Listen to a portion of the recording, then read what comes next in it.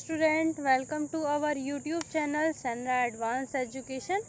आज हम पढ़ने जा रहे हैं क्लास 5th की हिंदी व्याकरण की पुस्तक स्पर्श का लेसन 7, जिसका नाम है सरनाम। बच्चों, आज हम इस लेसन में सरनाम के बारे में बात करेंगे। सरनाम किसको कहते हैं, इसके भेद आदि के बारे में भी आज के इस लेसन में हम पढ़ेंगे। Let's begin the lesson.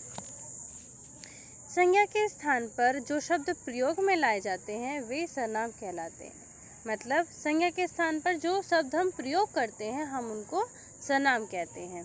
सरनाम शब्द संज्ञा के स्थान पर प्रयोग किए जाते हैं।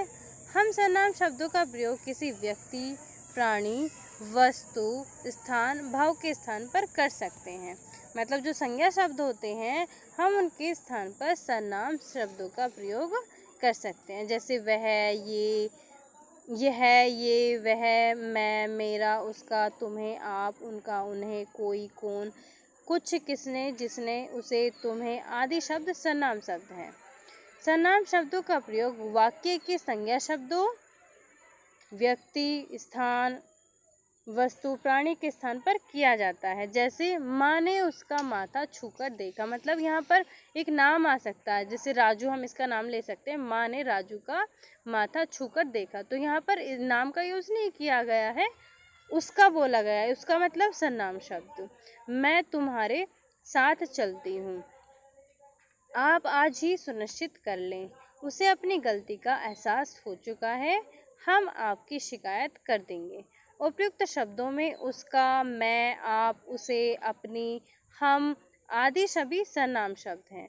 सरनाम शब्द वाक्यों के अनुरूप प्रयोग किए जाते हैं, मतलब वाक्यों के अकॉर्डिंग उनको यूज़ किया जाता है। नीचे लिखे वाक्यों में सरनाम शब्द प्रयुक्त हुए हैं, ध्यानपूर्वक पढ़िए। जैसे भोजन करके दादाजी अपने कमरे में चले गए। क्या वे तुम्हारे मित्र हैं? मुझे खाने के लिए कुछ दे दो, मैं स्वयं चला जाऊंगा। तो इनमें जो यूज़ किए गए हैं अपने, वे, कुछ, स्वयं, ये शब्द जो हैं ये मैं, ये शब्द जो हैं ये सरनाम शब्द हैं। ठीक है, क्योंकि इनको संज्ञा के स्थान पर यूज़ किया गया है। हम इनको ऐसे भी बोल सकते थे अगर हमें संज्ञा का यूज़ करना था। जैसे भोजन करके दादाजी कमरे में चले गए, मतलब यहाँ पर नाम आ सकता था। क्या वे तुम्हारे मित्र हैं, यहाँ पर नाम आ सकता था। क्या वे तुम्हारे मित्र हैं? तुम्हें खाने के लिए, मुझे खाने के लिए कुछ दे दो, तो कुछ की जगह यहाँ पर उसका नाम आ सकता था। ठीक है, तो क्योंकि हमने यहाँ पर उनका नाम यूज़ नहीं किया, संज्ञा का नाम यूज़ नहीं किया, संज्ञा शब्दों का यूज़ नहीं किया है, तो हम जहाँ पर संज्ञा शब्दों का यूज़ नहीं करते हैं तो हम वहाँ पर सरनाम शब्दों का यूज़ करते हैं। मतलब संज्ञा के स्थान पर प्रयोग में लाए जाने वाले शब्दों को हम सरनाम शब्द कहते हैं। सरनाम का महत्व। भाषा में सरनाम का अपना अलग महत्व है। यही कारण है कि व्याकरण में संज्ञा के बाद सरनाम को वस्तुतः दूसरा महत्वपूर्ण स्थान प्राप्त है। इसका प्रयोग निम्नलिखित कारणों से किया जा सकता है। संज्ञा शब्दों को दोहराने से बचने के लिए, मतलब संज्ञा शब्दों को दोहराने से बचने के लिए सरनाम शब्दों का यूज़ किया जाता है। भाषा की संक्षिप्तता के लिए, भाषा को सरल, सुंदर और बोधगम्य बनाने के लिए, आसान बनाने के लिए। इसके अलावा संज्ञा के प्रकार, संज्ञा के मुख्यतः 6 प्रकार होते हैं। कौन कौन से होते हैं? पुरुषवाचक, निजवाचक, पुरुषवाचक, अनिश्चितवाचक, संबंधवाचक और निजवाचक संज्ञा। इनके बारे में हम डिटेल में पढ़ेंगे। Let's begin. पुरुषवाचक सरनाम, जो शब्द बोलने वाले, सुनने वाले या किसी व्यक्ति के लिए प्रयोग में लाए जाते हैं। मतलब किसी व्यक्ति के लिए हम प्रयोग करते हैं, चाहे वो बोलने वाला है चाहे वो सुनने वाला है, व्यक्ति के लिए यूज़ किए जाते हैं, तो हम उन शब्दों को, उन सरनाम शब्दों को हम पुरुषवाचक सरनाम कहते हैं।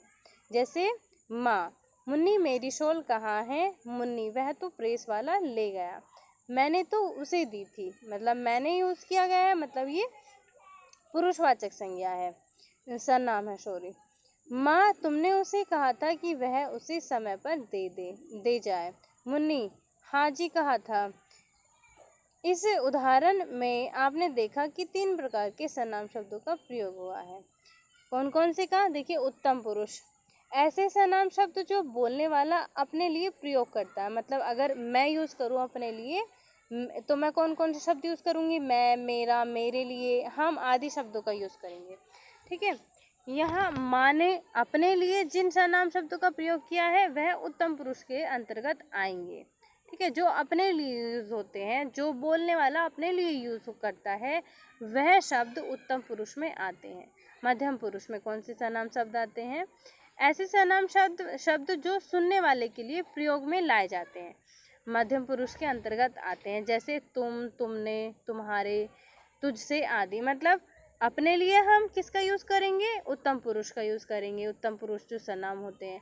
और अगर हम दूसरे मतलब सामने वाले के लिए, हम जिससे बात कर रहे हैं उसके लिए हम तुमने, तुम, तुम्हारे या तुझसे आदि शब्दों का यूज़ करेंगे, तो ये मध्यम पुरुष में आते हैं।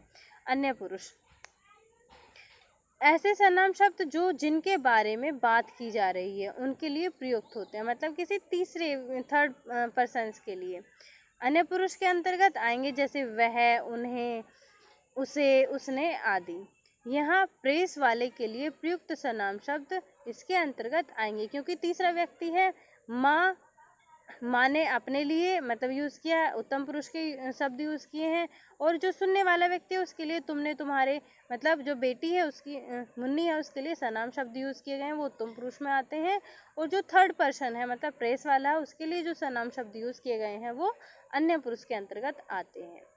प्रश्नवाचक सर्वनाम शब्द, जिन सर्वनाम शब्दों का प्रयोग प्रश्न पूछने या कुछ जानने के लिए किया जाता है, मतलब इसमें प्रश्न पूछा जाता है या फिर कुछ जाना जाता है, तो वहाँ पर प्रश्नवाचक सर्वनाम शब्द होते हैं या फिर यूज़ किए जाते हैं। जैसे क्या वजह है, तो क्वेश्चन पूछा जा रहा है, पार्टी में कौन कौन आएंगे, आप किससे मिलना चाहते हैं, यह कि किसके लिए। तो जहाँ पर प्रश्न पूछे जाते हैं वहाँ पर प्रश्नवाचक सर्वनाम शब्द यूज़ किए जाते हैं या सर्वनाम शब्द होते हैं।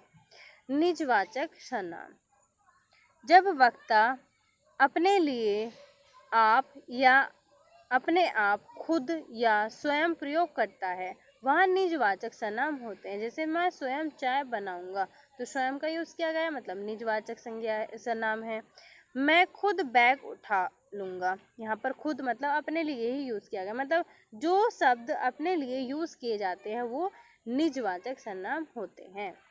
निश्चयवाचक सर्वनाम, ऐसे सर्वनाम जो किसी निश्चित व्यक्ति या वस्तु की ओर संकेत करते हैं, मतलब निश्चित है, व्यक्ति भी निश्चित है या फिर वस्तु भी निश्चित है, निश्चित वस्तु या फिर व्यक्ति की ओर संकेत करते हैं, उन्हें निश्चयवाचक सर्वनाम कहते हैं। जैसे यह प्याली सुंदर है, तो एक निश्चित है, वो प्याली जो दिखाई जा रही है वो निश्चित है, इस प्याली के बारे में बात की जा रही है, तो यहाँ पर निश्चयवाचक सर्वनाम होगा।